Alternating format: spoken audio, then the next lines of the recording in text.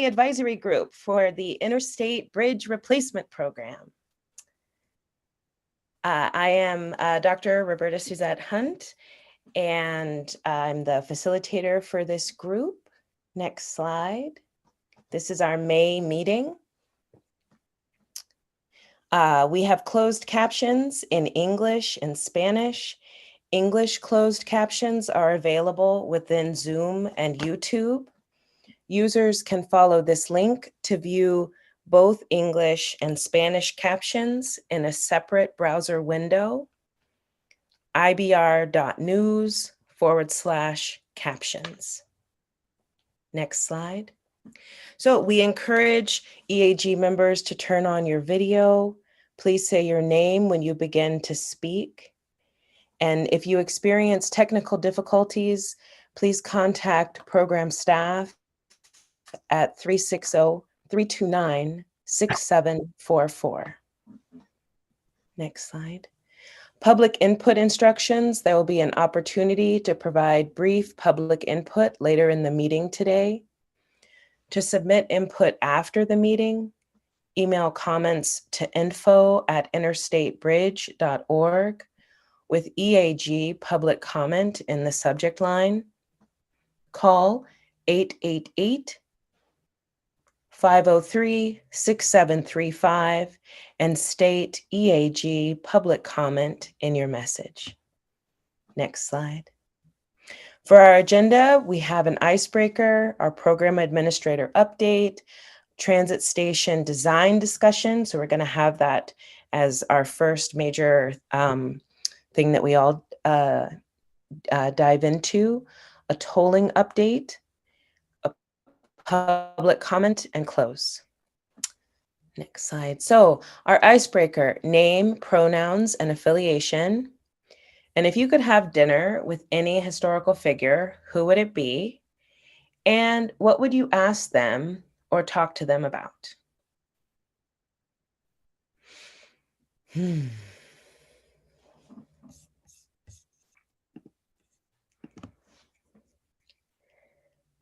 All right, I see the wheels churning.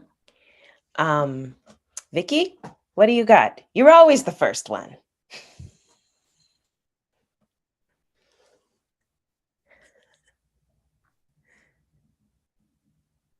Oh, Vicky, we can't hear you. We can't hear you.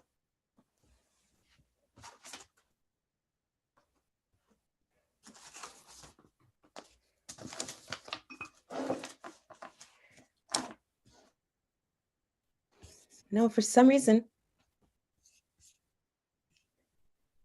No, I don't think so. Maybe go out and come back. Sometimes that works. Okay. But Malin, I saw that you took off mute. Are you ready to go? Oh, accidentally, but I'll go. Okay. What was the second part of the, after the person, what was the question you'd ask them? Or was just the historical figure? I think it's a historical figure that you would like to have dinner with. And I think it is, what is the question you would ask them? Is that right, Yamaya? Yeah, it's like, or what will you talk about? Like, what will you ask them or what will you talk about? And why? Well, Malin Clements, he, him. And I think it would be Jesus. And perhaps ask him how he would like to be remembered.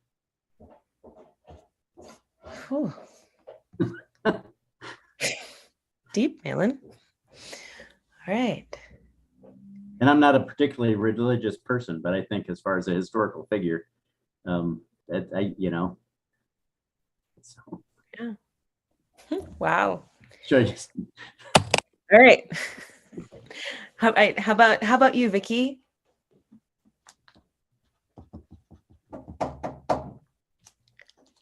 No, still.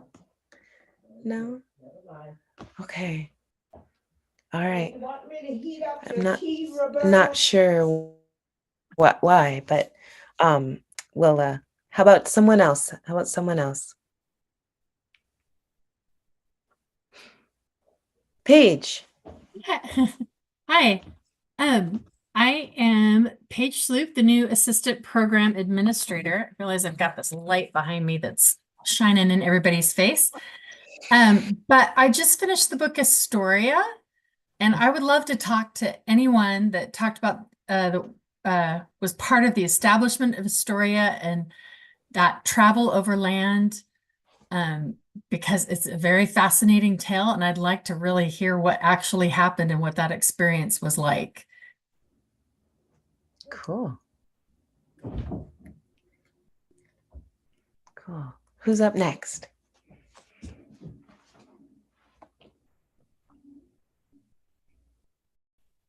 I'll go. I don't mind. So my name is Chandra Washington, she, her pronouns. I am the DEI manager at CTRAN, and I guess not surprisingly, I'd say George Washington, my last name. Let's have some discussions. That's it. Okay.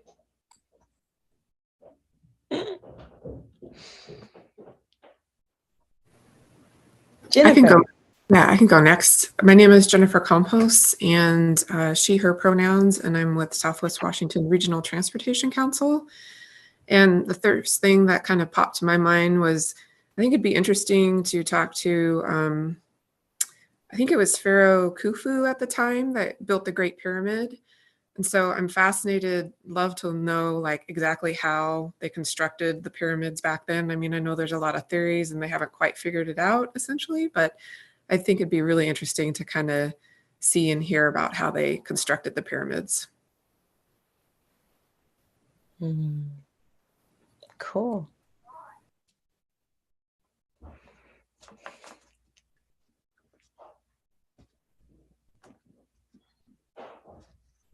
How about you, Tanya?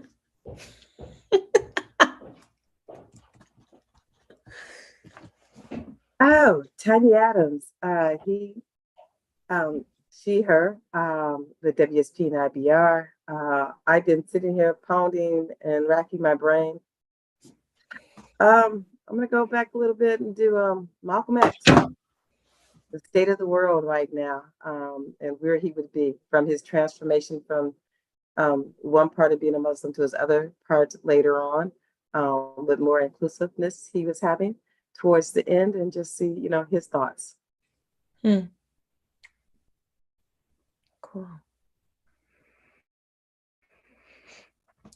How about you, Erica?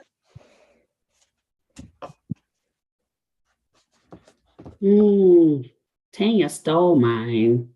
So let me think. I would say Dr. Maya Angelou. What would the poem be for the world today?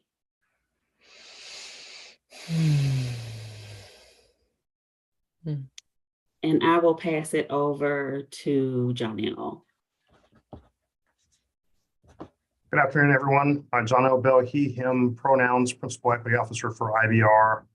And I would love to, my grandfather passed away, maybe about 20 or so years ago. And he moved here during World War II to work on the Kaiser shipyards and purchased property in an area where at that time African Americans were not allowed to purchase. And so I would like to interview him and get a better understanding of his thinking and sort of his pioneering spirit to, come out west at a time where Black folk, frankly, were not really that welcome. Cool.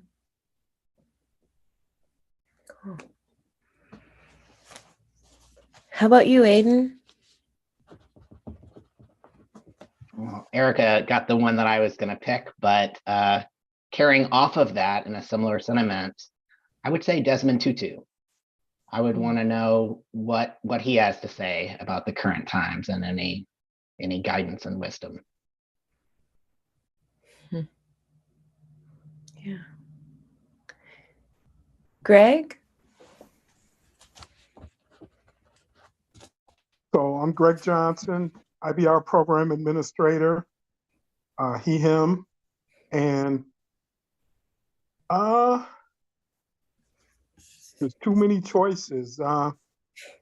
Maybe Abraham Lincoln, to understand the mentality of leading a country into war against itself. Hmm. Yeah. Shona. Hello, my name is Shona Carter, she, her pronouns, with the Washington State Black Future Co-op Fund. I would definitely want to sit and have a long conversation and not ask just one question with the High Priestess of Soul, Nina Simone. One of the questions I would ask her, I think, would be if she wasn't a fierce activist and an incredible musician and songstress, what would be another thing that she would want to do? I would be curious who she is beyond the music and beyond her activism.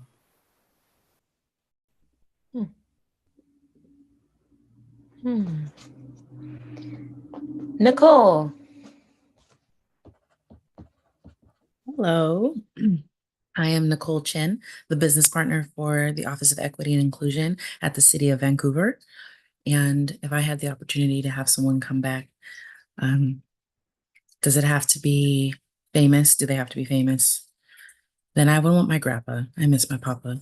And I would ask him what it was like on the other side and what I should prepare for here. Deep, deep. Paige.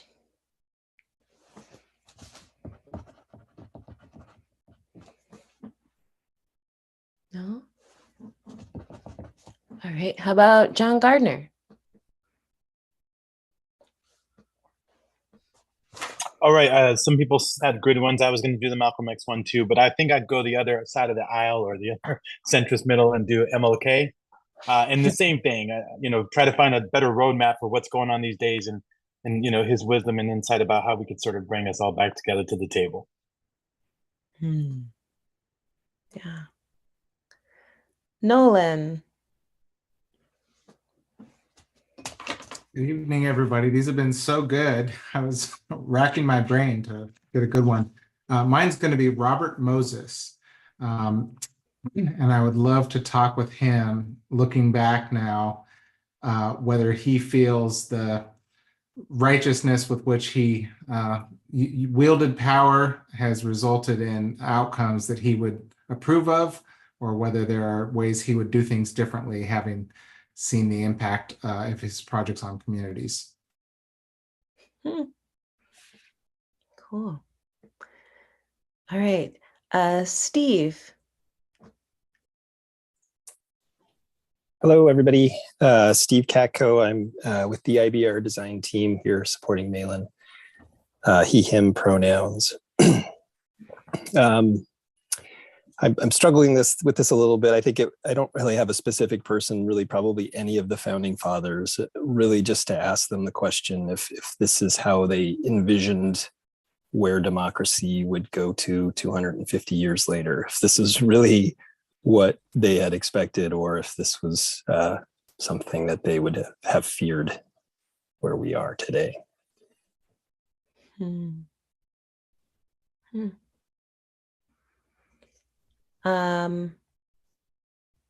Yamaya?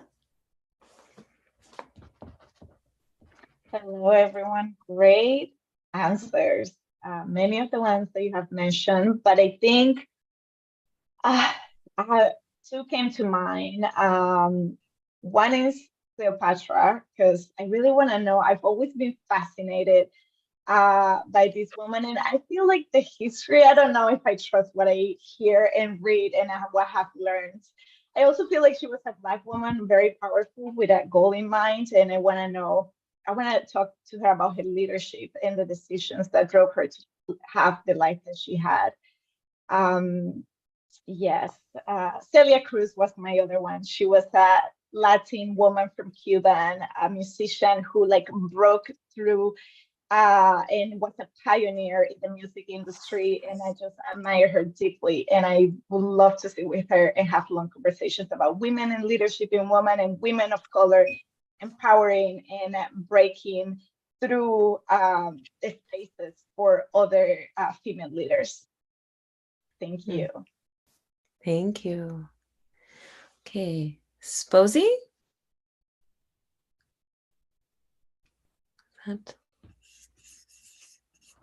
No? Okay. Yes, there you are. Hi. Looking for my mute button. Hi. Shania Posey with the City of Portland, PBOT project manager, replacing Shane for the city. And just thinking, for some reason, the Woman King keeps coming to mind, and the movie Woman King, and just anybody from that warrior clan, because I find that very interesting to have been in that position of strength and also kind of leadership power. So I think that'd be interesting to have a conversation with one of them. Great. So Paige, are you here or able to get off mute? Oh, you were here earlier. Yep, the light. Got it. Okay. Yeah, thank you. Yes. Okay. And so Roberta Suzette Hunt and she, her pronouns, facilitator, and I think my great aunt Susan. So she died before I was born, so I was named after her, and she did a lot of things in her life when it was when I think they were kind of unimaginable. So I'd love to know a little bit more about her from her. All right, Vicky, do you want to try one more time? I pushed one more button. Can you hear me? I sure can. Oh, I was having trouble being quiet. I just texted Janelle and said I might have to be quiet tonight. My choice. I would love to speak to my family members who were incarcerated at the Portland Expo Center and the Puyallup Fairgrounds, and then on to more permanent internment camps. And what I've discovered, which is probably not a surprise, is that Japanese Americans truly believed they had to be loyal to this country in order to not be deported, or even though they were born here and were US citizens. And so almost uniformly, my generation learned very little from our family members about their experience being incarcerated during World War II. And we've lost that whole history. And I think that's extraordinarily unfortunate. But our families really believed you needed to pull yourself up by your bootstraps. And I know there are other communities that have been mistreated and also have not been willing to talk. And I think it's so important that we share those stories. Thank you. Thank you. So Sabrina, you'll round us out. And so your name, your pronouns, and your affiliations. And if you could have lunch with someone from history, who would it be and why? Or what would you like to talk about?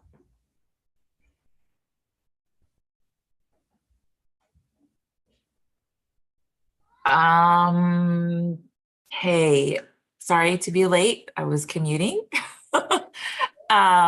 Sabrina Owens Wilson, she, her pronouns. I'm the Diversity, Equity, Inclusion Director at Metro. I know, it's a hard one to come into.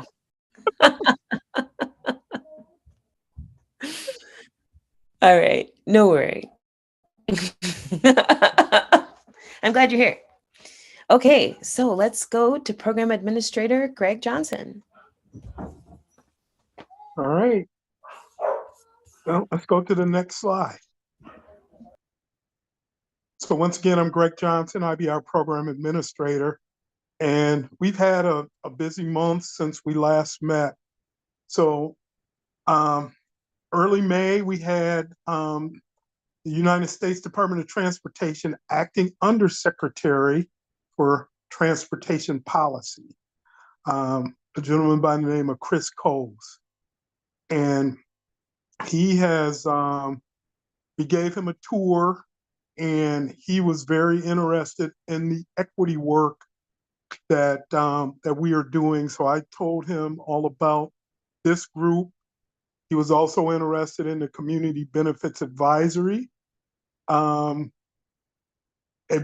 group. So very much had a fantastic knowledge of what we were doing, but a great interest. So the quote is, "One of the things that sets IBR program apart is its emphasis on equity, multimodal transportation, community engagement, and community benefits." So these are the things that this advisory group are working on that makes us stand out nationally, that they are not seeing in other mega programs. We also had a great construction industry event on May 6th. We were anticipating between 200 and 250, and we had close to 350 attendees representing construction firms, both locally, small, minority-owned, women-owned, as well as national and a couple of international firms that came to hear about our delivery plan for how we plan to deliver this program. So we owe all of the attendees, we're putting together a DBE packet that we're going to send to all the attendees so they can continue putting their teams together and look at what packages they want to go after. So once again, we talked about the delivery methods, package sizing, timing, and a number of things. So it was a very, very well attended, very enthusiastic group. We were supposed to end right at 4 o'clock, and folks were still there at 5 o'clock talking and having good conversation. So is there a next slide? Yes, there is. So we attended the Awami Trade Show on May 2nd. That's part of our commitment to tabling at these area events and making sure folks understand where the program is at and where we're moving to. The Washington State Transportation Commission met on May 15th. The Bi-State Tolling Subcommittee, which is a subcommittee of Washington State and Oregon State Transportation Committees, met on the 19th. Their next meeting is this week. So if you're interested, you can go to our website and find how you can participate on the tolling discussion for the Interstate Bridge. We're still doing community outreach. Neighborhood associations, we met with Rose Village, Bridgeton, High Noon, Vancouver Heights, Harbor Lodge. I went to a meeting up on the WSU Vancouver to meet with the folks from the Ruckle House Center who looks at regionalism, and they are very interested in our program and how it represents the best of regionalism for this area. And tomorrow we will be hosting another in our series of equity roundtables, looking at pathways to active transportation, looking at how active transportation and equity intersect, and how we are strategizing around that intersection of those two key components of our program. But a couple of other things, I don't think there, is there a next slide?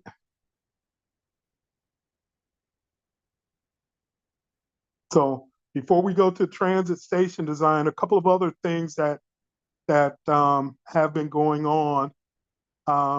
You've probably heard me talk about, we were expecting what is called an executive roadmap from our United States Department of Transportation partners. So we received the draft, we responded to it, and what that roadmap is the document that has the key milestone dates that we are committed to hitting. And so that's going to inform our schedule moving forward, going to be key critical for our advisory groups, as well as the IBR program in general. And right now, we're still working on finalizing that with our federal partners, but we hope in the next week or so we'll have that finalized. We're looking at some key dates of still delivering a draft supplemental this fall. And we are looking at taking a year or less to get to a record of decision. And that's key critical for any federal or program that receives federal aid, because that's the final sign off that the feds say you have a project. So we're hoping by mid-fall of next year, we will have a record of decision and be ready to break ground before the year is out in 2025. So some exciting things happening. A group of us went with JPAC to Washington, D.C. last week, where we met with Congress folks and also USDOT. Still great interest in the IBR program. Some folks want to move on to different topics, but I keep reminding them we can't afford to stumble as we are coming near the finish line of getting this thing into construction. So had great conversations there. Everybody still is very, very supportive of the program and seeing it move forward. So with that, I will I'll shut up and I'll take any questions that anyone may have.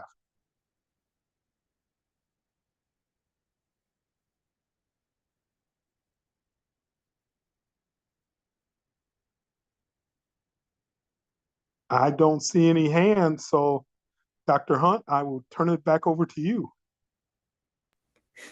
Thank you. Thank you. And I will turn it to Malin and Nolan. Yeah, and I think Nolan's going to kick off here. We overlap a lot in everything we do, so it'll be a little bit of a team effort. And so Emalia has it here. Great. So good to be back with you again. Tonight, I would say the bulk of the slides that you're going to see are slides that you have already seen that we are going to run through quickly, because in our last few meetings, we've presented a lot of content to you and not had quite as much time as we had hoped to talk with you, to hear any reflections that you have or any questions that you have. So we've made sure that tonight on the agenda, we have plenty of time to do that.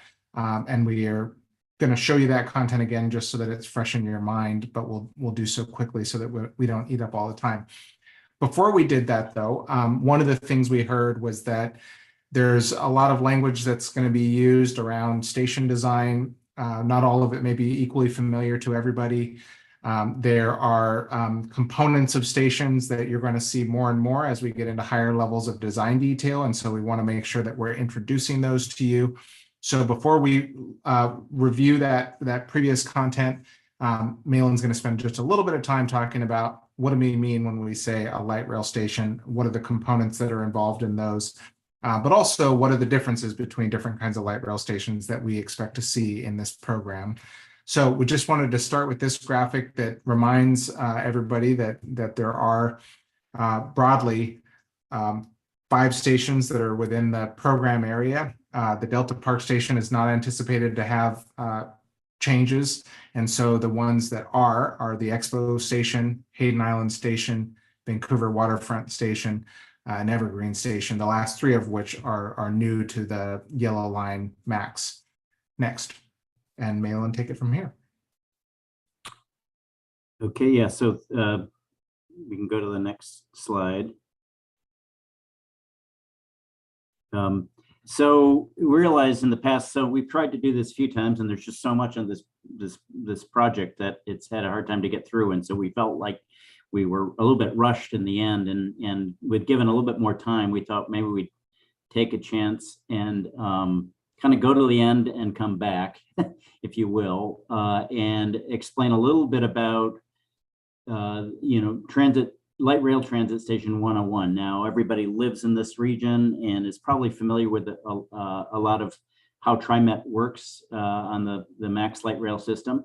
But to really give an overview of what the stations are going to include, then we'll come back and then kind of remind everybody of the equity principles that we're trying to apply to this and make sure we apply to this. And, Nolan and I have been doing this for quite a number of years, and we like to think that we think broadly about urban design elements being inclusive, but this project's really special because it really focuses a little bit more on that than we're used to, and I think that's a great sort of check and balance. So to dive in here, essentially, the light rail station focuses on the train, but it's really about mobility in the region. And so the program elements that are going to compose this the station really include pedestrian bicycle access. That previous map had showed in areas that we're thinking about how people get to the station. They get to the station also, a lot of them by bus. And so making safe connections there. There will be some auto pickup and drop off areas, and possibly, and it's being considered as part of the program, parking. A lot of people are used to park and ride stations. Obviously, the ultimate goal to meet sustainability goals is where people can find it most convenient to get to the station and to get around the region without getting in their car to begin with. When you actually get to the station, that's pretty familiar with the existing stations. There's going to be ticketing and information signage. There's accessibility for all. Everybody, there's actually laws that require accessibility, but we really take a lens that's bigger than that and try to think all ages and abilities have the ability to get there and get to the platform, including options. And then when we actually get to the platform areas, they come in different configurations, and they have elements to make sure you're comfortable and safe. And so maybe we'll go to the next slide there. So there really are two types of stations that we're talking about. Some systems in Portland has one tunnel station, but in this the stations are either at grade or elevated, and the Expo station, the first of the four that are being modified, and the Evergreen station at the end are both at grade stations. In between are the elevated stations, and that's Hayden Island, and that's will be somewhat similar, I guess, to the one at the bottom photo there, and that's at the University of California, San Diego. Is an elevated station. And then the next station, Waterfront in Vancouver, is also elevated, but we'll get to that. It's significantly higher and taller, so that introduces some new ideas. The next slide. So once you have sort of the height of the station, then there's the issue of the platform. There's two types, which people are probably familiar with, even though you may not be aware of it at the time when you're getting on and off the train. One is a center platform station, where the trains going in both directions kind of share a common platform, and the other is a side platform. And the reasons for choosing have both to do with the context, this particular situation and where the track works, and also just comfort and convenience. And we'll walk through those. Both can be made safe, both can be made convenient, but they're just benefits to some in other ones in different contexts. And I think, and then the next slide. So keeping that sort of idea in mind, we kind of come back and wanted to just sort of revisit the equity objectives that this group came up with. And so maybe I'll just let Nolan kind of walk through that. Yeah, so we bring these back every time we present new content, just so that you're knowing that we're thinking about these as we approach the design of the different components of the program, but also so that you can think through these lenses as you think about the information we've just shown. And because what Malin's just shared is really a bit of a light rail design 101, all of these apply in one way or another. We'll talk a little bit about some of the ways we think they do or don't apply to the kind of urban design we're doing at this stage of the project. But I'll just note that in some cases, these are going to apply with regard to choices that we have to make about how to do a station. And so we'll talk a little bit about things like, whether you use a ramp, an elevator, or stairs to get to a station. And in other cases, it will apply to what are the ways that the expression of a station speaks to, tells stories, creates a sense of welcome or invitation to all people, in particular people who may not be traditionally served by public projects. So you've seen this a bunch. We continue to circle back to it just to make sure that you understand we're tracking it. So I don't know if now's the time where we want to pause just on that content, or whether we want to keep going and pause at the end. I can't see hands the way it's going. So sometimes the easiest thing to do is to pause for questions or clarifications, but then save the feedback all the way till you've seen all of the content.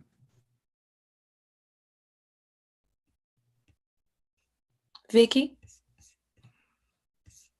Oh, you got to push that button again, Vicky.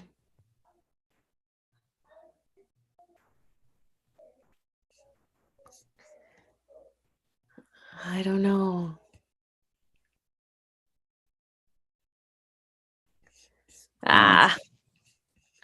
Okay. Don't forget it. Yeah. Okay. Or you can text John L. your question. All right. So we'll keep going for now.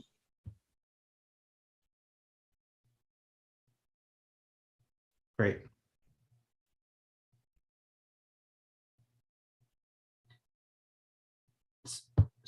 So these are just diving a little bit deeper into the questions of to think about equity as we when we start showing the stations, and as we move forward in the next with the design in the next 6 months or so.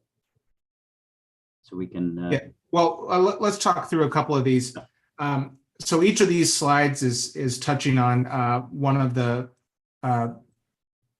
equity objectives that your committee has identified. And what we're trying to do here is just talk about some of the ways we will translate those equity objectives, and as we think about the choices that are being made in the design process. And so one of them is, and I think this even was a variation on a statement that came from your committee, who's being served at this station, right? And I think that was a meeting where we were showing Hayden Island, and somebody, I think it might have been John, was saying, I can't tell you whether this is succeeding or not succeeding until I know for whom is it succeeding. And so we'll be keeping track of that.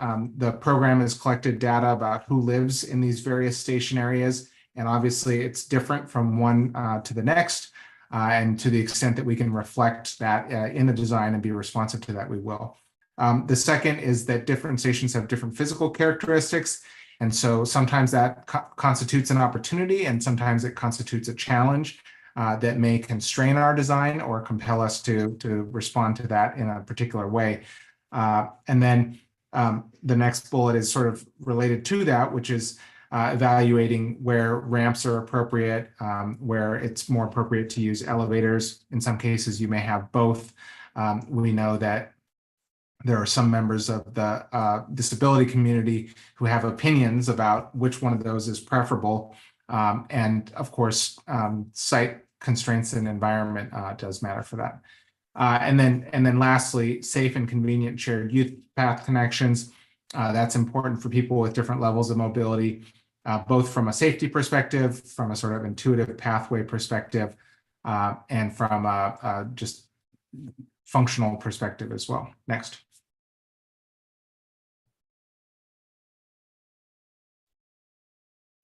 And then we also talk about physical design, which is some of the choices that we may make with regard to aesthetics, like public art, the materials we use, the plant selection, the way that those are rooted in place or rooted in culture matters. And station plazas are not just a functional transportation location, but they can also be a place within a community, and that place can tell the historic story of the community, the story of the people who live there today, and a whole variety of things. And the Expo Station is a great example of one that is doing that today fairly well. Anything more to add on this one, Malin? No, I think that's good. Okay, next. So again, you've seen this many times, urban design focus areas. This has been this is part of the content we're reviewing, so I won't say too much about it. So next. And next. These are the focus areas. And so we'll talk a little bit about, I believe it's Vancouver waterfront and Hayden Island today. Next. So we'll start with Vancouver waterfront. Malin? Yeah, so this is where you've seen briefly when we showed the last time. The station, there's still a lot of decisions need to be made. As Greg was saying, there's a lot of work to be done, but it's moving along. And the station is the dark yellow line. This is north up, and this is the lower portion of this city of Vancouver. And just down along the waterfront, the purple area is all that new development along the waterfront. And the yellow line goes into where the orange box is. And the orange box is within a red dash box. And that's generally the area that the station can be in. The I-5 bridge and all that structure has a little bit less flexibility than the station. So a lot of the big decisions where the options are being evaluated on the bridge. And but there's a little bit of flexibility in the station, and that's sort of shown in the red box of where we can have the station, and then that's the location, and then the configuration of the station is really the center and side platform questions. And so, given that flexibility, we're looking at how to best make connections to the surrounding area. And balance that with making sure that the access, to and from the station is as convenient and accessible and feeling safe as it can be.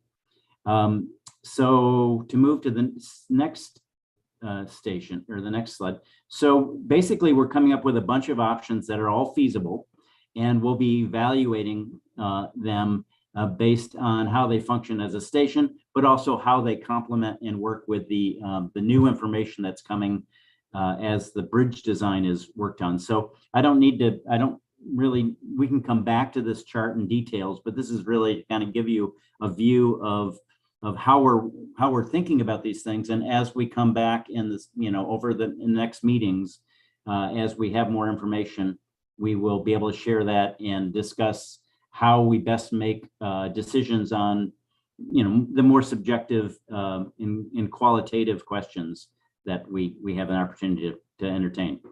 So moving to the next slide. We currently have, the next one. So we currently have 3 options, 3 concepts for this area.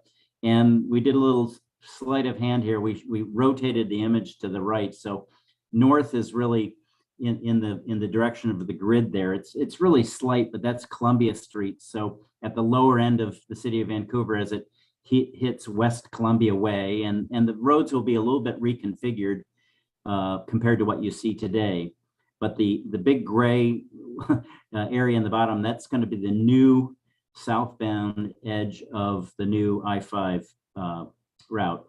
And you may be aware there's single level and double level bridges are being considered. We're choosing, we're still working with the more conservative assumption as these gets made up to make sure that we don't kind of start leaning towards preference of an option that ends up not being viable if there are other reasons that one of the bridges options is chosen. So what you're looking at here is a top level view of frankly it's just a diagram. It's not a design in per se. It's basically shows the configuration of the platforms, and this would be side platform. And what you'll see in the blue on each end are entrances to the station. There hasn't been a decision about whether one or two entrances are going to happen. There's still the desire to look at two entrances. And so the next slide, if we can go to that, if you can track it, goes straight down below that. And this is really the level that most people will, if you start your trip here, this is where you're going to, kind of first come up with your options. And so we're showing two entrances. What we think will probably be the more highly used entrance would really be on the south side. It's right at the corner there. Each entrance has two elevators and a stair, and that will bring you all the way up to the platform. And at that platform level, you will cross the tracks if you're going northbound. But most people will be going southbound, so you'll be directly where you need to be to go south. All that mobility stuff I talked about is here shown in little orange icons and a blue icon, and we're keeping track of and we're collecting all the different program elements that need to be here. So there are two types of bus service in this location: the local bus service by C-Tran, but also the Vine, it's called. It's a bus rapid transit. It's expedited bus service. So it's more kind of regional and speedy bus service. And I guess I should say there's really three types of bus service. There's an orange C in there, which is the C-Van service, and that's paratransit service. So that's on-demand service. So all those have to come and provide a convenient close connection to the entrance. And we're locating those all at the south entrance, because at the north entrance, the way the whole thing has to work is that the extension of Phil Arnold Way, it does create a local connection, but it's one way to the east. And that's also going to be the route that people getting on the SR14 on-ramp to head further east will be using. So it's not really a two-way street there. So it's not as visible. So we're showing an icon for passenger pickup and drop off, a location that would work there, but we didn't feel it would work as well for the bus connections. So there are going to be, there are three options for, this is the first, but most of those options will all have similar aspects, and it's just how you interface a little bit each with them. Maybe I'll explain a little bit more. There's the green icon there. There would be bus or bike storage places at each station. The details of which of how robust they would be hasn't really been determined. They range from whether there would be bike racks, which would always be in a well-lit, accessible location, all the way up to a bike station is possible, where there's going to be a lot of use for bikes. You can have even a secured facility. So those details are just starting to be discussed, but we're keeping an eye on them to make sure that if one option seems to have less of an opportunity for that feature, we'll keep track of that. So when we get to really deciding between options, we're really trying to capture all the different perspectives here. Another aspect of this, which you'll see in the next three concepts, is the teal colored line. And you can see it looks like a half of a paper clip. That is the shared use path which is a major program component for both bikes and walking that comes across all of the bridge, that has to get down to this level. And so that paper clip, those dashed lines, basically is ramping that has to get down, because this has to be done at a 5% grade, and the highway, the new freeway, and the transit are up at a much higher level. That level is currently 75 to 90 feet tall. That's a major aspect of these decisions I'm talking about with the types of bridge that we're managing. So that's why we're having elevators to get down to the level at the station, not just stairs. And it's frankly why we're having 2 elevators at each entrance, because unlike many elevated stations, which are maybe only 20 or 30 feet up, this height really means almost everybody will be using the elevator to get up. It's still at a height that we think a lot of people will use the stairs to go down, but not everybody will be part of the fitness program to want to go up in the stairs. I'm trying to think of some other things here. We also have to capture some things, the kind of the purplish gray things are system buildings that are required to run the trains or to run the elevators. They're shown on here. But I think that captures the big view of what this station is going to mention. And, I guess I'll be thinking of all these things. Right in the middle, I guess we're so used to dealing with this. The Burlington Northern Railroad kind of cuts right below, and that's going straight up and down in this slide here. So that is one of the main reasons we have an entrance on both sides. So when we go to later slides, you'll see a view of what that is. But just imagine that this station, all 3 options we're going to show you span over this. So let's go to the next slide. And I can't see hands, so maybe I'll just pause, and Nolan and others can help me if someone has a. Let's keep moving until we get to the end of the concepts for Vancouver, and then we can pause for questions or clarifications. So this station concept is very, very similar to the other. The difference really is that it has a center platform, and what that means is when you get up to the center platform, all the activity is concentrated in one location, which has some benefits for what they call CPTED. You'll hear this word CPTED. It's really an acronym: crime prevention, crime prevention through environmental design. And it's what any designer really, it's a reminder to us of to always be thinking about the user, and when you're walking around in different conditions from a different lens of use, what makes you feel safe. So one aspect that I like about center platforms is it concentrates all the activity in one place, and it doesn't really separate it. So generally more activity in one place makes most people feel safer. But as we go to the next slide, this is the same center platform, but this is at the ground level. And so what it means is the entrance to these stations gets set back a little bit further from the street, because you don't have as much flexibility as to where those elevators and those stairs are. You want to bring people straight up to the platform in a way that doesn't require them to cross the tracks when they're up at the platform.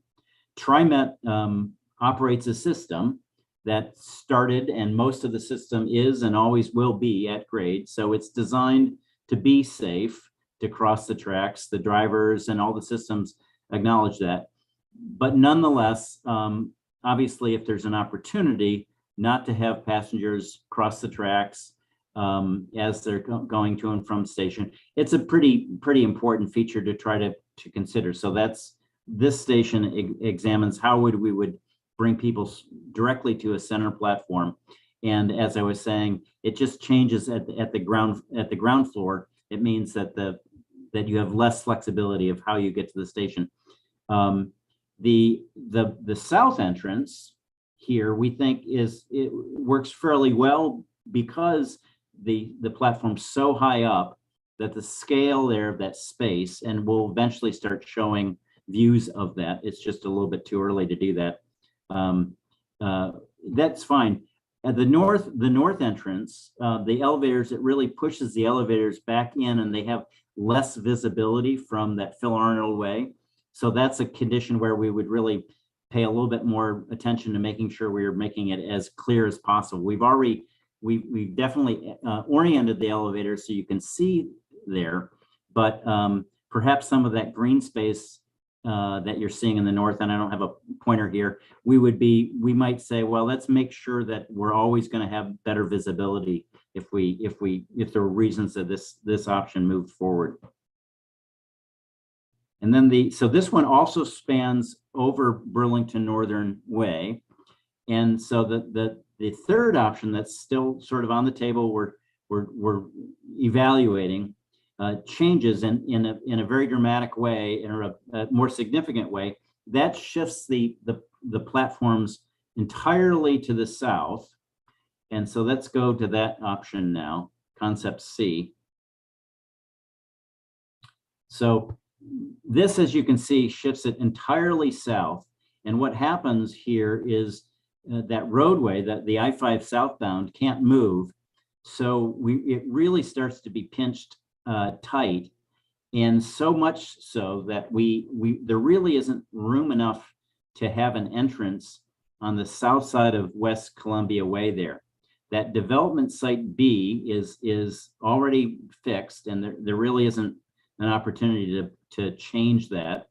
And the edge of the bridge, the edge of the future I-5 southbound, really can't be move over much more. So this already requires the platform to get a little bit narrower at the south edge. You can see there's a little chamfer on it.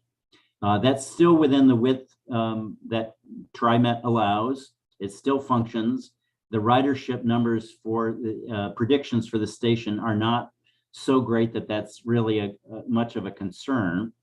And neither is just having a single entrance. The single entrance is really felt to be able to handle all the people that will be coming and going to the station.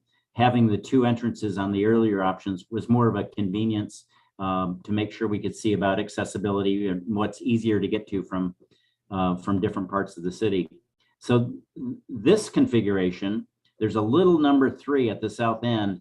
There would still need to be an emergency exit there, and so that emergency exit would get you down off the platform, and then you would circle back and get down to a place of safety at the ground floor. But the public side is all the blue. That would be the blue or the public access to the platform.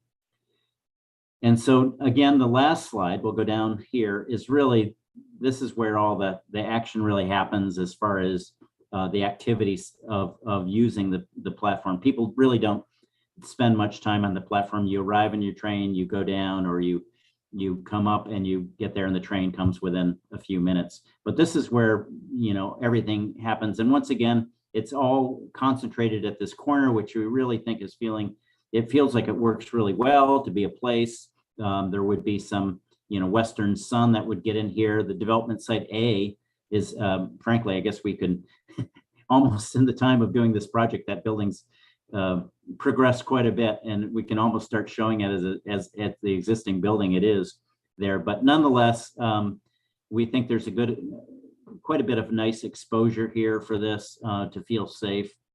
So this is really, those are the 3 options, but I can understand, we live in a world of working in plan a lot, and it's hard to kind of understand everything as just as a flat image. So the next, I'm going to show a few other images here that kind of go through all of these.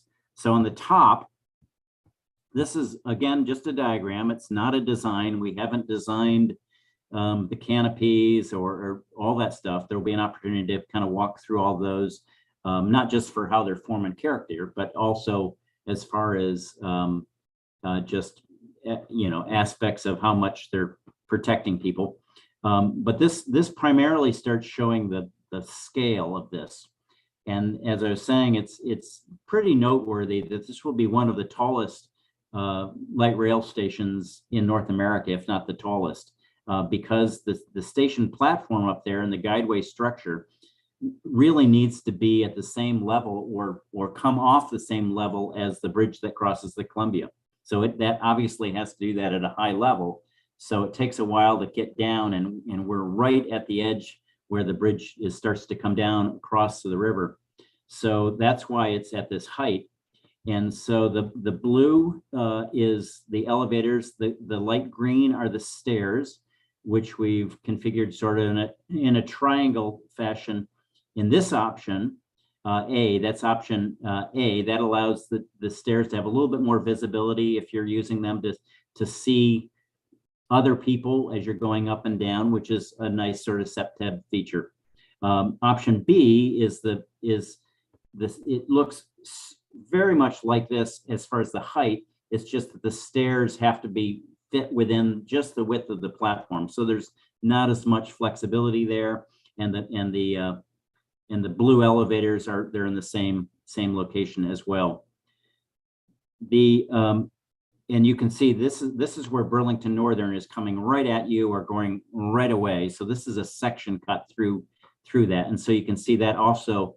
Even if the bridge and the transit alignment allowed us to come down quicker, we really couldn't come down a lot more anyway because of the height requirement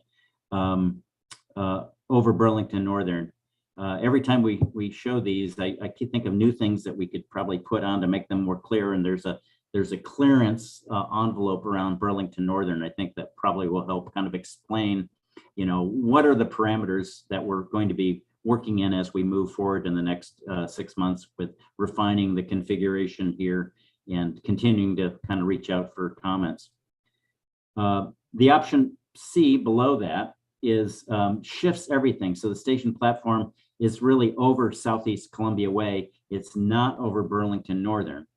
And the important, one of the main reasons we thought about that is every time TriMet does certain things on the station platform or on the guideway structure, they may have to ask Burlington Northern when they're spanning over their active transit, their trackways. So the questions of exactly what that is are one of those things that's being determined now, but we wanted to make sure we kept an option, or we explored an option that minimized having where the passengers were over the tracks. And then the last slide. So this, and I apologize, they're all a little bit smaller. So this puts all three together, still sort of as a diagram, not a design, but the darker yellow is the platform and the blue is the combined elevators and stairs that gets up. So the one on the left, concept A, are side platforms with a northern entrance and a southern entrance. The center one is the center platform, and the concept C on the right is the one where the platforms pushed entirely to the south to avoid crossing over Burlington Northern tracks where there's a platform, but it really it starts to get pretty tight with the future, or the waterfront development down there. So I'm trying to remember what we had. Yeah, so that's a whole lot to take in, and this is by no means that there'll be many other chances to talk about the details, but we wanted to sort of give everybody that overview, and then to come back and think about the things that we should be thinking about before we come back and talk to you more about equity aspects. And again, on this one, maybe we take questions or clarifications if there's anything that Malin said that didn't make sense. And if people have thoughts they want to share, we can do that too. But we also want to make sure that we get to the Hayden Island content. Yeah.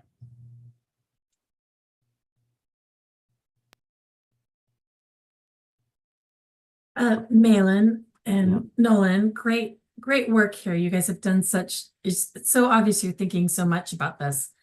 And Greg, I'm sorry, you have your hand raised, and I don't know how to raise my hand in Zoom yet. Oh, no, So, go ahead. I didn't mean to Please. take your time. A couple of comments. I'm really glad to see 2 elevators in the designs. I'm new here and I will get plenty of audience with you as being part of the project team.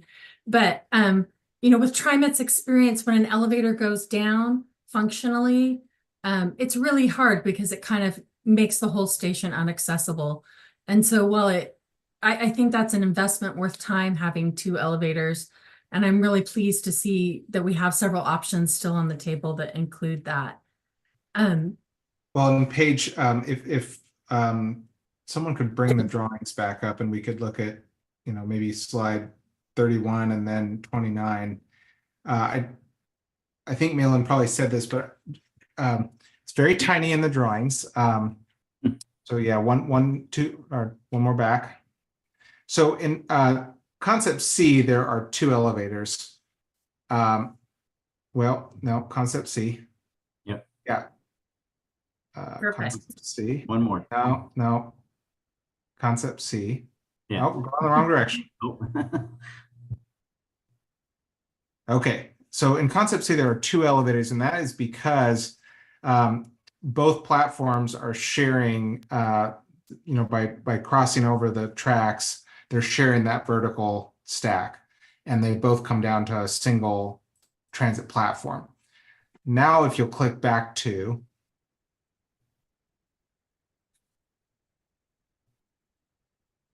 these, actually have 2 elevators on each side of the BNSF because there are 2 transit platforms. And so, you know, what you want to avoid is where someone is trying to get to the waterfront in a wheelchair, for example, and one of those, and if you only had one and one, right? Like I think fire code probably would let you say, yeah, you just need backup, right?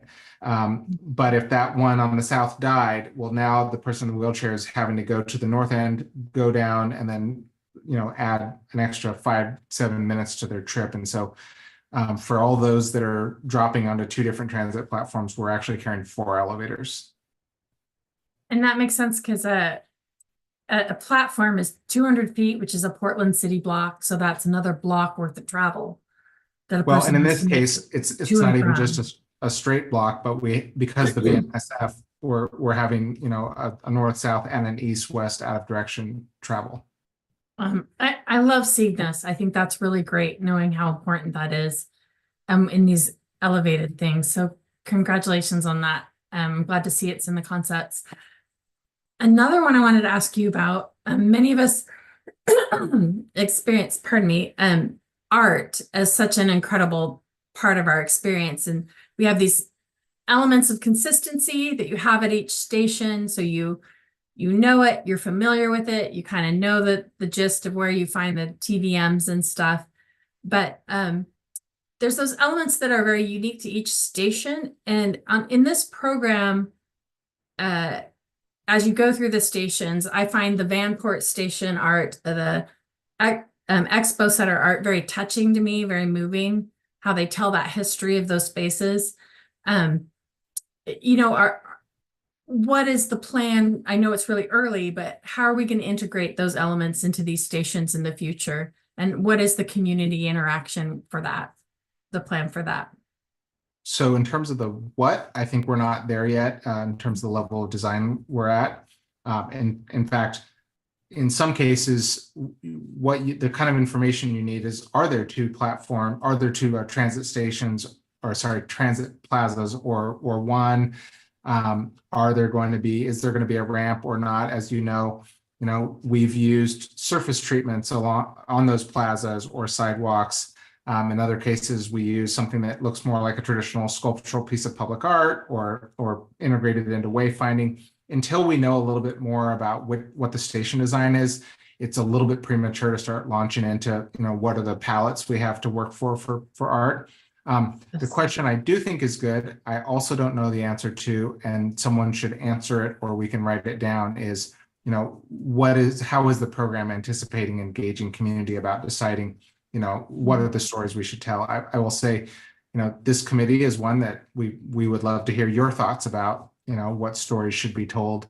And then I think there's other kinds of community engagement that are also happening where we would be collecting those.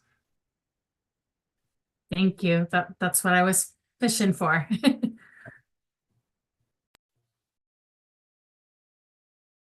So, Greg has a question. so first off, compliments. Great work, guys. This is very thought-provoking. And once again, it gives us ideas to think about as we are coming closer to the reality of what we're going to build. So now I have to go to the practical side.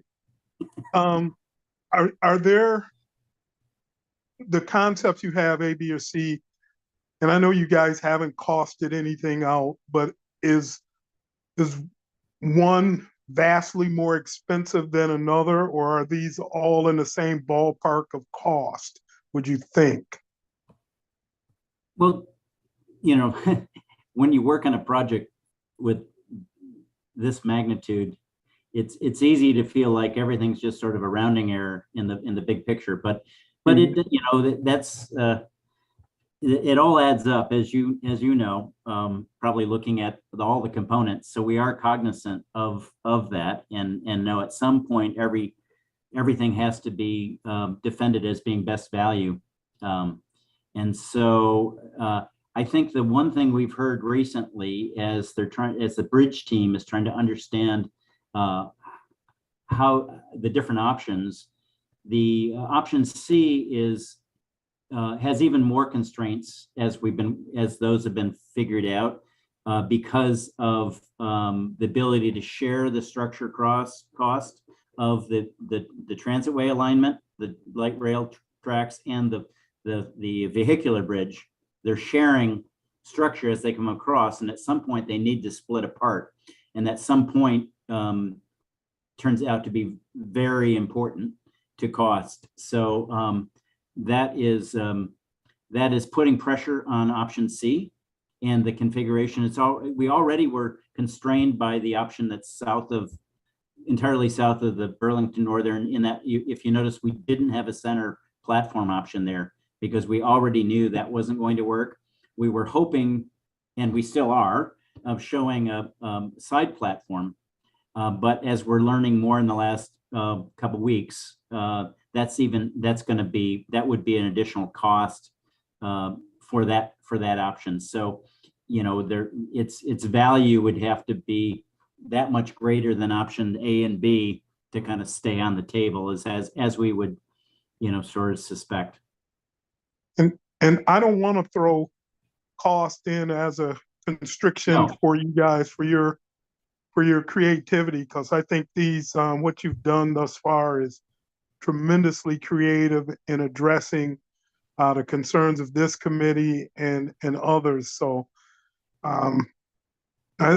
let's keep it going, and we'll start looking under sofa cushions for whichever one we choose. But great work. The question on not having the station span over BNSF. So is there station designs in TriMet's system that span over freight railroads? No. Yeah. There's nothing with the passenger platform that goes over that. Okay.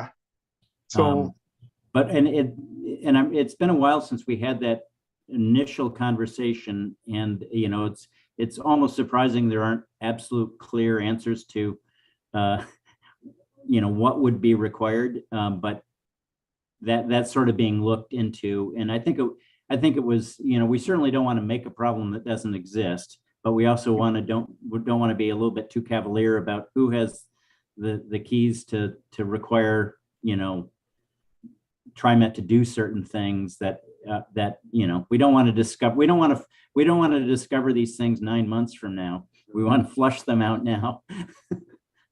Understood. Yeah. Once again, great work. One thing one thing I didn't mention, there's just so much here, because I didn't mention the public art that came up, and I'm really glad that came up. There's so many components. I tend to focus just on the mobility piece, because this is so tall, we're really trying to understand what's the appropriate amount of weather protection. Typically, the TriMet system, because its roots are in an at-grade street running system, had pretty modest weather protection goals. Now, there are a few stations where those were a little bit more elaborate, but TriMet really doesn't have, because they haven't needed to have, a lot of clarity about different levels. And generally, the guidelines that inform designers when we start, they usually say, well, 20% coverage or 30% coverage or so forth. In this case, we're collecting other precedents, but we're inclined to start with 100% coverage. When you're up that high, we're looking for weather data. There actually isn't weather data right from the existing bridge that would inform this, but certainly we're thinking that that we really want to have 100% overhead coverage and wind protection coverage, which is not to be confused with this being a climate controlled station. That's a whole nother talk about cost. That's a whole nother cost. It really has, and it has some downsides, which are almost as complicated. But just as far as protecting people from the winds and the rains at this height, that's where we're going to be starting the conversation. And when we get into the design word with a capital D, design, and start getting into form and character, that's going to be really a major piece of that. Well, I've been focused on the weather, but all these showed that this station, another aspect that's unique is it's next to this rather large freeway. And so just the sounds and the emissions that might come off of there too is another reason to have make sure that we're really protecting the passengers on the platform so they feel comfortable. So I think we have. I am not checking the time. We have a whole other station to go through. So you have 7 minutes. Okay. Well, I think we know this isn't going to be the last conversation. I think it's probably good that we spent more time in this. So why don't we go through Hayden Island? And although it's different, a lot of the same things or the ideas are going to apply. And so let's go to the next station again. So we're moving down here. So this is the same kind of diagram that shows north is up here. The I-5 is going straight up and down. You kind of see through it because, we're ever so aware of I-5, but, we're designing for all the human beings that are not in their cars or the trucks. And so we're thinking about bus connections, where people are walking, where are people walking today, perhaps a little bit more importantly, where they're going to be walking to and from in the future. And again, the red dash is the area that the station really it needs to be somewhere in there because of constraints that are beyond our control, pretty much from geometry of the yellow trackway. And then within that there's an orange rectangle, and that's really what slides around a little bit here. So we have, if you go to the next slide, I think we're still showing 3 or 4 options here. Again, this is an evaluation that we'll be working with just to kind of, show you. We'll come back and when we have time and walk through all of these, but really to kind of cut to the chase, the next slide is, we can move to the next slide. So we start out, frankly, shifted that earlier slide had the orange box to the north here. This really, the thing we're really considering most here is Tomahawk Drive is it's an east-west street. So north here is to the right, the freeway, and in the future, Tomahawk Drive will go underneath I-5, the new I-5, and it'll connect to the eastern portion of Hayden Island. And to the right of this slide, there will continue to be Hayden Island Drive that does that today. But Tomahawk is going to be the one of the main connections in and out of into the retail center, which will continue. A lot of people will walk to and from the station to the left of this image, to the south. And because of that, and because Tomahawk Drive will have a lot of regional traffic on it, we really wanted to look at a station and a station option that spans Tomahawk. And so that means people won't have to cross that street to use the station here. That's similar to the concept that was developed several years ago at Columbia River Crossing. However, there's a lot of differences from the configuration of how the roadways work today from when they were. So because of that, we have some other options, not just this option. So once again, like the waterfront station in Evergreen, we start out with a side platform option. This requires passengers to cross the track. We think most people in this location will probably be going south when they get on the track, and most people be getting off in a northbound coming to and from Vancouver. Probably, I don't know what the split is, and I don't think we even have the ridership projections for the split. But that's just sort of how this works. This again is the view from this, if you will, bird's eye looking down at the platform. And the blue again is the vertical circulation. And there's a new piece here, which is the lighter blue that has little arrows on it. And that's really that's the ramps for this station. So this station is unique, is different than waterfront in that it's a lot lower. It's more like 25 or 30 feet above the street, above Tomahawk. So though it's a lot of ramps, it's still in that range that we wanted to put some ramps in, or make sure we at least evaluated ramps. So we have an option for people who prefer not to use an elevator, or if for some reason that one elevator is down, they do have an option. I'm going to go to the next level down below, and again, this is the level that most people really will engage the station. It has two entrances, one at each side. Now at this location, because the station isn't so high up, it's more 25, 30-foot range. More people will use the stair because it's easy to use. And so for that reason, we didn't feel that we needed to have two elevators at each entrance. We definitely want to have two elevators at the station, unlike many of the current stations that only have one elevator for the entire station. This would have two elevators. So in the occasion that one elevator was down, there would be another option. It would require crossing the street, and it would be a safe designated crossing and using that. The other aspect of this station, which will be common to the other options, is the Center Avenue. So Center Avenue it's hard to see there, but it's right in the middle, and that's really a new street. It's really complicated, but currently there is a street there that really functions as the off-ramp of the freeway. Oregon Department of Transportation owns a lot of the right-of-way, and it's all part of the freeway system.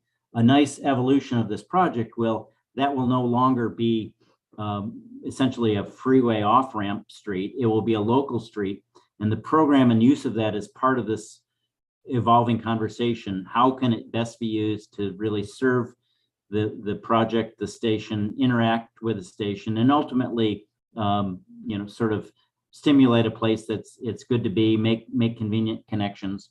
And so once again, the orange little icons there is an accommodation for a bus stop, and it's not clear. TriMet's sort of thinking through what sort of bus service is needed and appropriate here, but just thinking to the future, there will always be you know, the need you think for perhaps a shuttle bus of some sort. The L is TriMet's paratransit lift.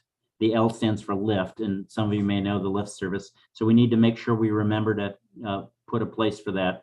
And then at on the north end, there's a little blue car, and that's just to, you know, recognize that people will be dropping people off here. It'll also be a place for taxis or Uber connections and so forth. So I know I'm probably running out of time, so I'm going to quickly just go through the other options just to give you a preview of what they are.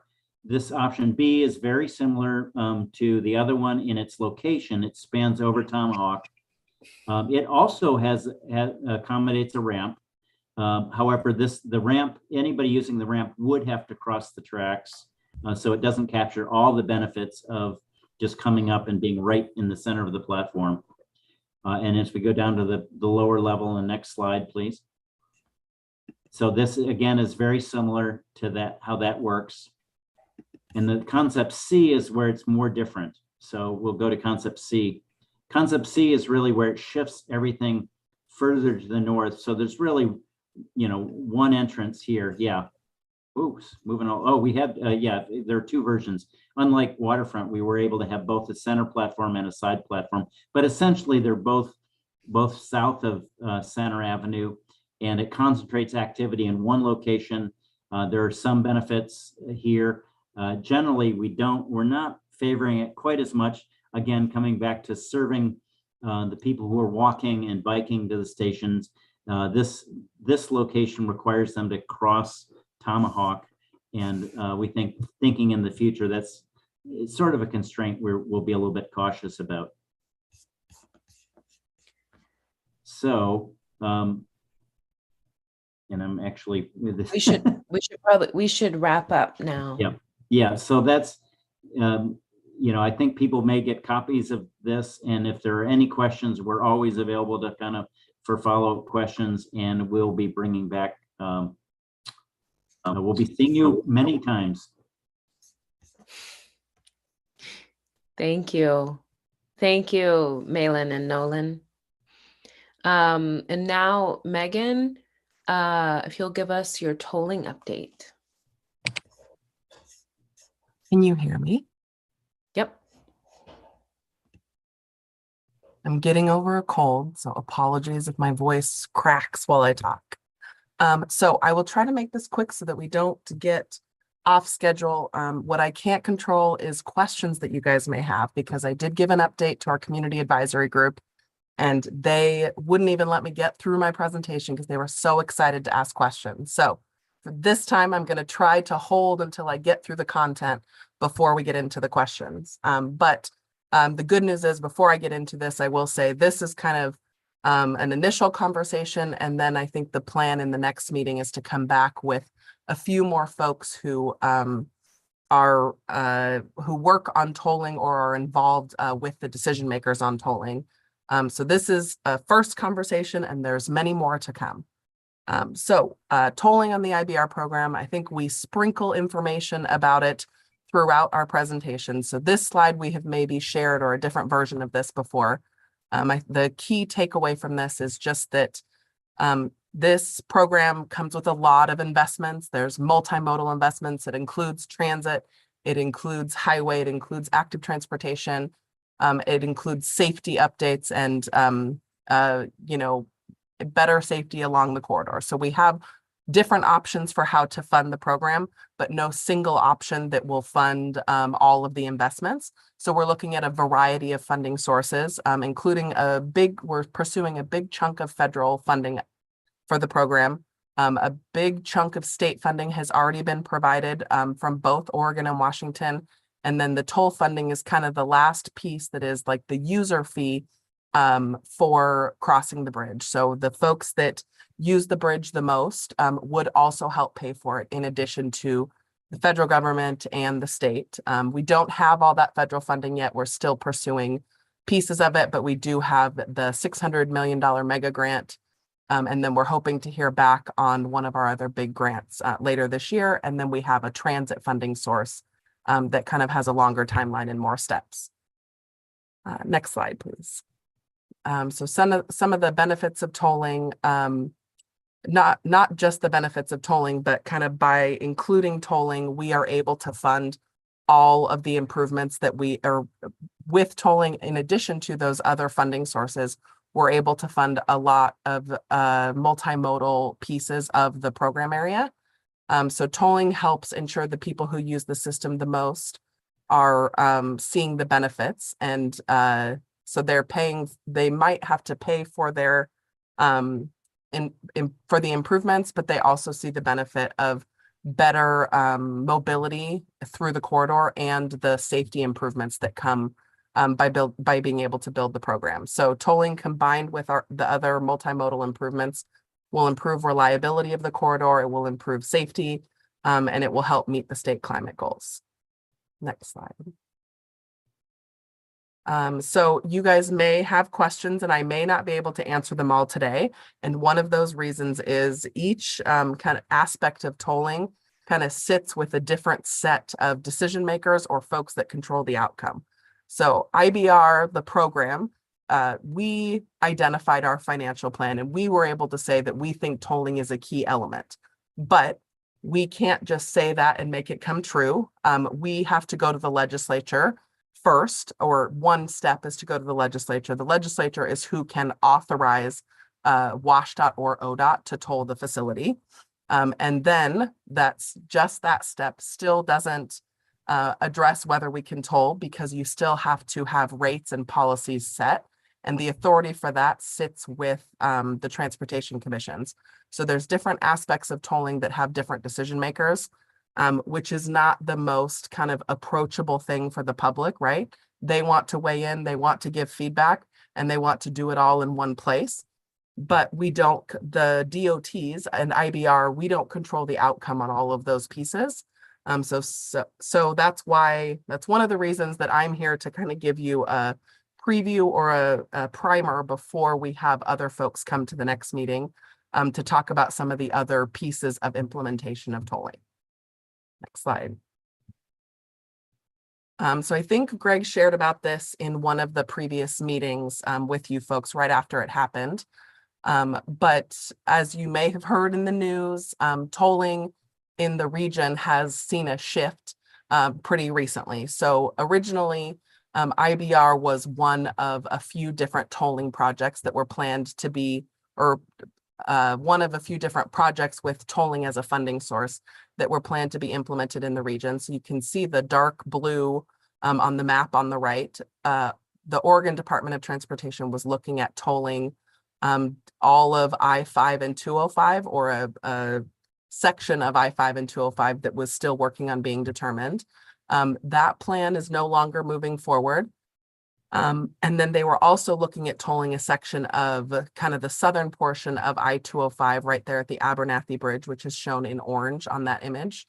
And that tolls for that location are paused indefinitely. So the Oregon Department of Transportation is not looking at moving that forward.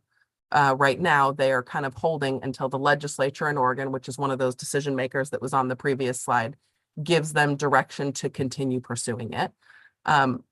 So with that change of toll projects in Oregon no longer moving forward, that means that the Washington Department of Transportation will kind of be the owner of the toll collection equipment that will sit on the I-5 bridge. So one of the groups that will come to your next meeting would be staff from the WashDOT Toll Division, which is the folks that own that equipment on other facilities up in Puget Sound in Washington. So they will help provide just kind of a quick or initial overview of what it's like to be a customer on a WashDOT tolled facility. So that we are kind of coming back to the community and our advisory groups multiple times to help you learn slowly before tolling is actually implemented on the bridge. And then the other kind of direction, or one of the changes in Oregon, the governor is the one that provided this direction. And she said that while tolling on other facilities in Oregon is no longer moving forward, that shouldn't stop the coordination of the Oregon Transportation Commission with the Washington Transportation Commission to continue reviewing toll rates and policies for the I-5 bridge. So because we are a bi-state facility, we have kind of two transportation commissions that will make decisions around toll rates and policies. And that is the other group that will come to your next meeting to discuss options for those toll rates and policies. So staff that support those transportation commissions will be here to gather feedback and bring it back to the transportation commissions. Next slide now. So in terms of what tolling will look like on the bridge, I think a lot of our advisory groups know this by now, or a lot of the folks on our advisory groups, but we do still get this question from the general public of why would you build a new bridge and then make me stop right in the middle of the bridge to throw a coin in a bucket to pay my toll? And that is not what tolling looks like anymore. I think there are still some facilities across the US where you have the option of throwing a coin into a bucket. But for the most part, most facilities do electronic tolling. So there would be some either a sensor that sits on your windshield or a sensor that can be added to your license plate. And the equipment over the lane would read that sensor to know which vehicle or account owner is crossing that facility. And then it would charge your account or send you a bill in the mail, depending on whether you had a tolling account. So you don't have to stop on the bridge. It's more automated than that now. And then for the I-5 bridge, we are looking at a variable rate toll. So that means that the toll wouldn't be the same price throughout the day. It would change depending on when there is peak traffic. So it would still sit on a set schedule. It would just be, during the hours of 3 to 7 p.m. when traffic is at its highest, this X number would be the toll rate. And overnight or during the lower time periods, a different lower number would be the toll rate. And part of that is to kind of help keep the facility moving. Drivers make different choices when there's a toll on a facility. They may choose to stay home. They may choose to go to Target on one side of the river and not cross the bridge to go to Target on the other side of the river. Or they may choose to travel during a different time of day if the price is less. I know that there's a lot of folks though that don't have optional trips, right? They have to commute to go to work. But by encouraging some of those drivers that do have optional trips to make different choices, that frees up some space for the folks that don't have an option and they have to cross the bridge. And then for IBR, we also have non-tolled options for crossing the river, which would be on light rail or on a bus or a bike and pedestrian travel across the bridge. Next slide, please. So this one, it's a super complicated slide that I don't even like to use, but every time I try to change it, the technical folks just add detail back in. So I will just kind of summarize what the key takeaway is. And this kind of helps lead into the conversation in the next meeting. So I'm providing more technical background information to help with providing feedback in that next meeting. So a lot of folks, to be able to, the toll analysis that the IBR program does has to overlay a bunch of things on top of each other to be able to confirm whether a specific toll rate can fund the amount that we need to come from tolls. So on that previous slide, I had said that we need 1.24 billion to address the remaining amount of funding needed for the IBR program investments. So the program has done a toll analysis to basically calculate if we charge X toll, if on the bridge there's a toll for X amount, what are the costs that need to be taken off the top before we know how much funding we can get from that toll amount. So one thing that I think for us to be able to get that 1.24 billion in toll funding, we are using that against a loan to pay for the bridge. So we don't get to 1.24 billion, on day one of charging tolls, right? It takes a long time to get that amount from funding. So by putting a toll on the bridge, we can get a loan for that amount that we need to fund the 1.24 billion. And then we use the toll to pay it back over a 30 to 40 year time frame, depending on what the requirements of the loan are. So I think that's just good context as you pay a toll. that toll is going to pay back a loan that the DOTs would have taken out to fund construction, so that we can get that bridge funded short and constructed shortly ends, instead of having to wait a long time period to get enough funding from tolls to pay for construction. So next slide, please. And so this provides kind of an overview of the study that we are working on right now to confirm how much funding we can get from the toll rates that we're studying. So the level 2 traffic and revenue analysis is what the program is in the process of completing. And this is kind of step 2 of the toll funding analysis that we have to do in order to get that construction loan. So the next slide, I think, gives kind of the better information about what goes into that. So in that level 2 analysis, we have looked at, I think it's 11 total different options for toll rates and toll policies. And that includes a different amount for toll escalation each year. So basically an analysis of an auto increase of 2.15% annually. We studied what it would look like to have a low income toll program and how much that might impact revenue and how it may impact traffic. We looked at toll scenarios that include an assumption that there would be no tolling in Oregon at any point, and then another scenario that analyzed if there was only one toll project in Oregon, which is on I-205, the southern portion of I-205. We looked at different rates or a different rate schedule. So different options for how much is charged during peak travel time and how much is charged during the lower travel times. So all of these 11 scenarios, any of these could potentially be implemented on the bridge or as toll rates and policies on the bridge, but that is up to the transportation commissions. The role that the IBR program has is to do that analysis and then kind of report out to the commissions so that they can make an informed decision on what that would look like. So we study those 11 options and then we provide that analysis to them. And then the transportation commissions will narrow that in to fewer options, like a lower number of toll rates and scenarios to be studied more in depth. So next slide, please. In a subsequent toll analysis. So that is the work that is upcoming. This is supposed to start this summer and go through next year. And this is one of the things that the transportation commissions want feedback from this advisory group and our other one, the community advisory group on.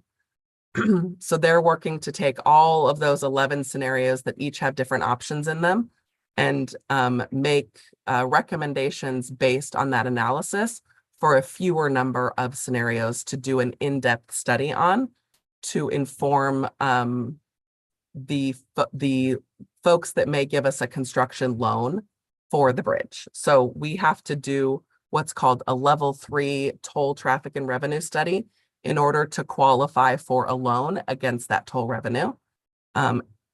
So the transportation commissions have to determine which toll scenarios go into that more in-depth analysis, but they want feedback from the community in making that decision. So I think the importance that I kind of buried you all in information.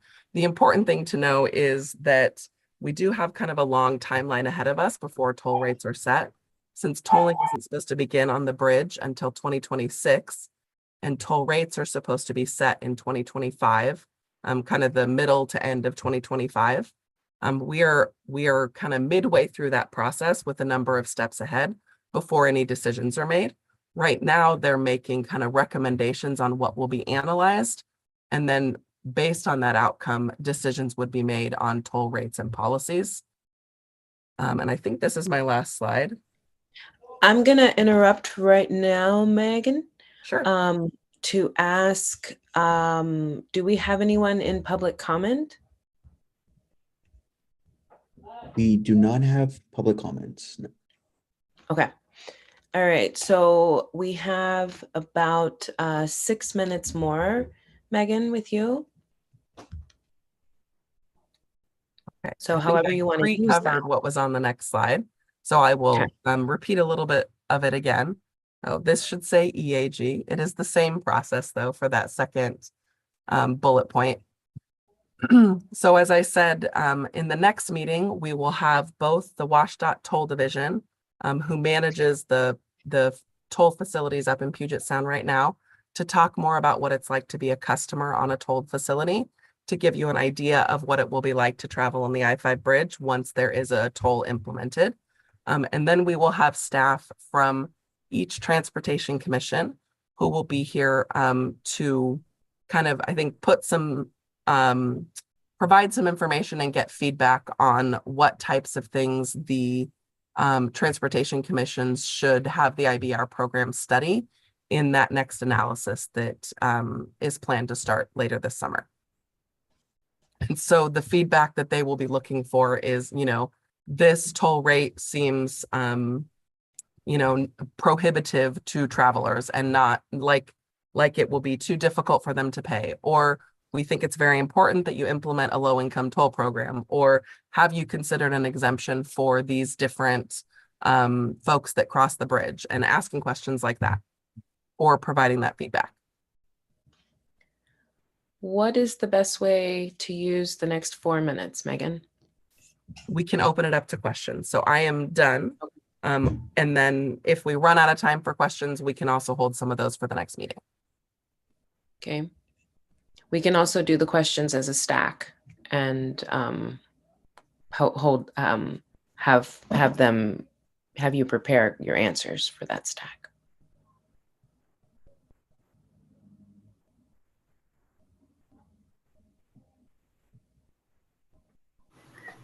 I have a question. This is Shona. When you apply for the grant, or I'm sorry, the loan, that loan is to pay back the toll that you will receive. Helps the revenue that you receive from the tolls will help to pay back the loan. But does it also help to pay back or pay for whatever construction needs or upkeep needs as well? So it wouldn't be 100% of what you get from the tolls go to just the loan, and is that included in the payoff timeline?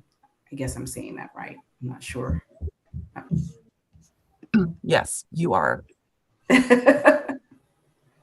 So it's kind of like a home loan, maybe with more strict requirements for what you have to do in order to qualify for the loan. So they will, as part of giving the loan, they will lay out a number of things that they will require of us. One of those will be ensuring that we are paying to maintain the bridge that is built.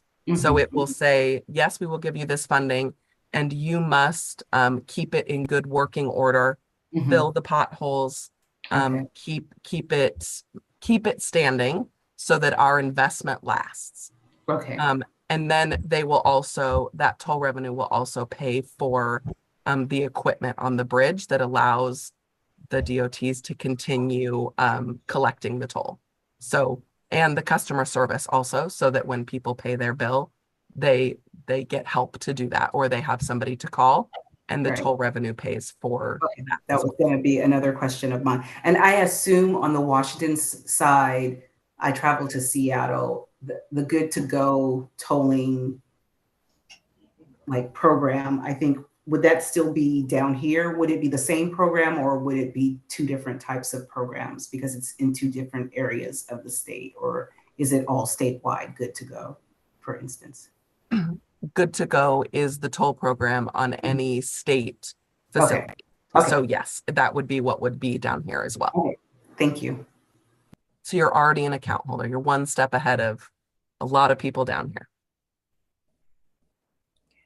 Yeah, I lived in the Bay Area, so I know about tolls.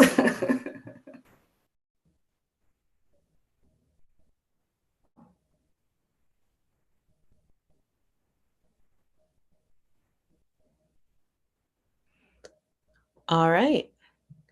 Well, let's thank you, Megan. And we will see you again I think our next meeting is focused on tolling. Yeah. So we will see you soon.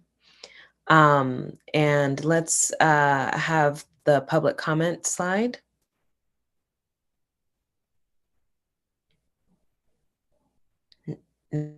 Next slide.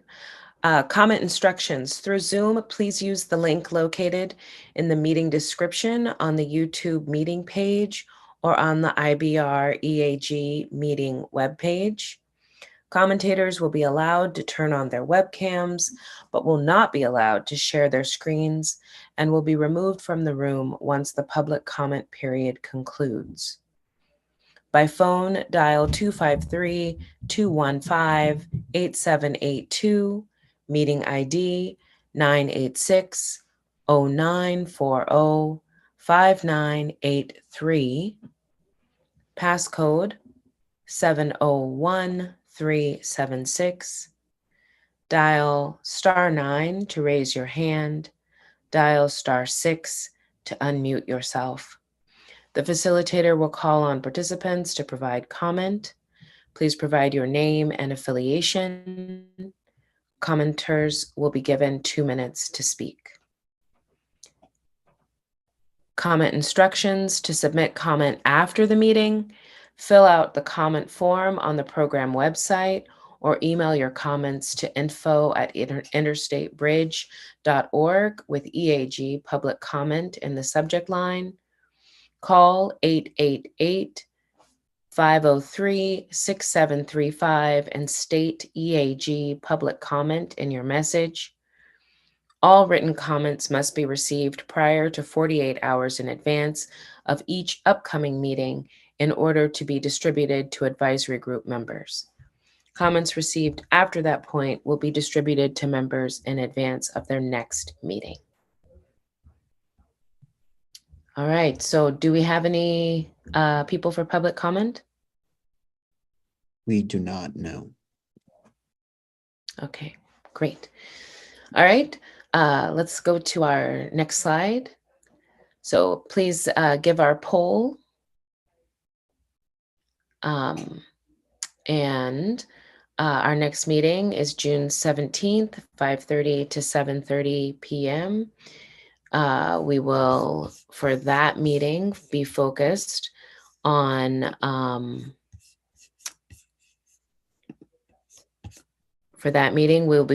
tolling on WSDOT facilities.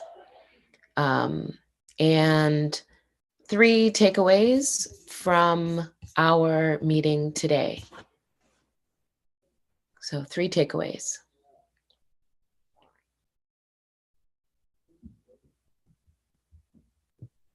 I'll volunteer a takeaway.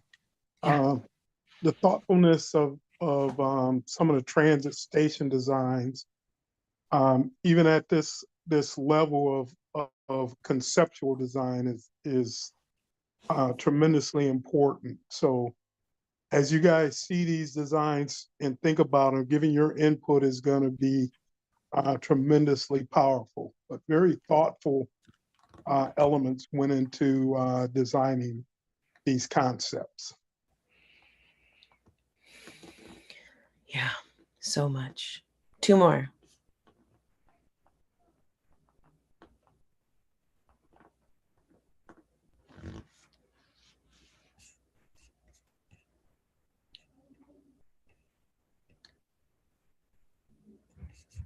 I didn't realize that this was going to have the highest station in the country.